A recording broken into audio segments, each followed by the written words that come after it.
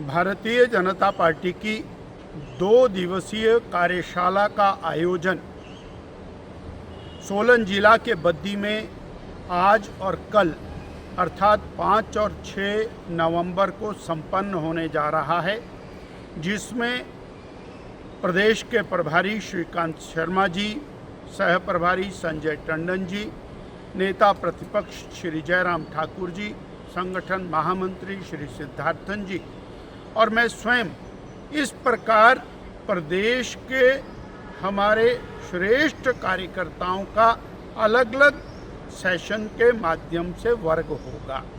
पहला वर्ग युवा मोर्चा, महिला मोर्चा, किसान मोर्चा, अनुसूचित मोर्चा, ट्राइबल मोर्चा, अल्पसंख्यक मोर्चा, इस प्रकार जो हमारे 7 मोर्चे हैं, उन मोर्चों को चाक चौबंद करते हुए समाज के प्रत्येक वर्ग में भारतीय जनता पार्टी हमारा विचार उसका विस्तार करने की योजना को लेकर हमारा पहला सेशन संपन्न होगा। दूसरे सेशन में प्रदेश के समस्त पदाधिकारी, अध्यक्ष, उपाध्यक्ष से लेकर के मीडिया, सह मीडिया, सोशल मीडिया, आईटी, ये सभी लोगों का एक बड़ा प्रशिक्षण वर्ग होगा। आने वाले समय में पार्टी को किस तरह से और चुनाव के लिए पूरी तरह चाक चौबंद किया जाए। और अगले कल 6 तारीख को हमारे अलग अलग जो प्रकोष्ठ हैं, जो विभिन्न प्रकार के वर्गों में समाज में काम करने के लिए बनाए गए हैं, उन सभी प्रकोष्ठों का एक विशिष्ट वर्ग होगा।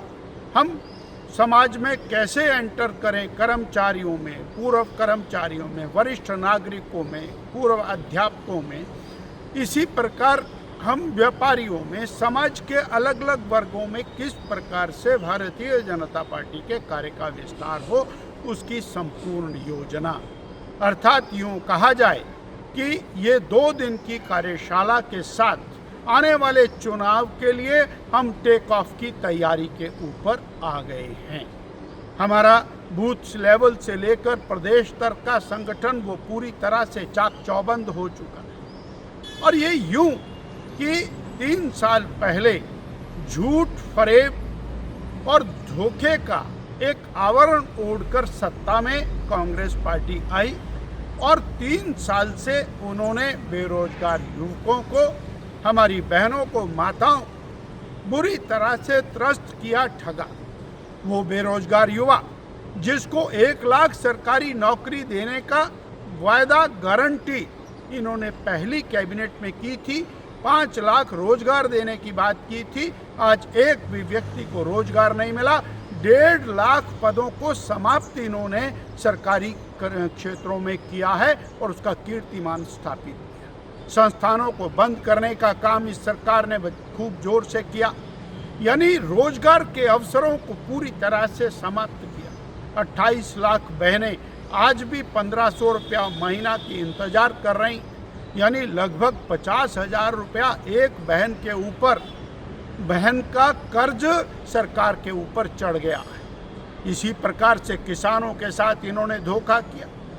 बड़ी मात्रा में लोन लेने के बाद, कर्ज लेने के बाद भी हिमाचल प्रदेश का विकास पूरी तरह से ठप हो गया। सारी सड़कें टूटी हुई हैं, पेयजल योजनाएं टूटी हुई हैं। आपदा का प्रबंधन जिस और गलत तरीके से किया गया, हजारों परिवार आज भी बेघर होकर के बैठे हुए हैं। आपदा प्रबंधन के अंदर भाई भतीजावाद, सरकार के संचालन में भाई भतीजावाद, यूं कहा जाए कि ये सरकार आज तक के इतिहास की सबसे निकम्मी सरकार है।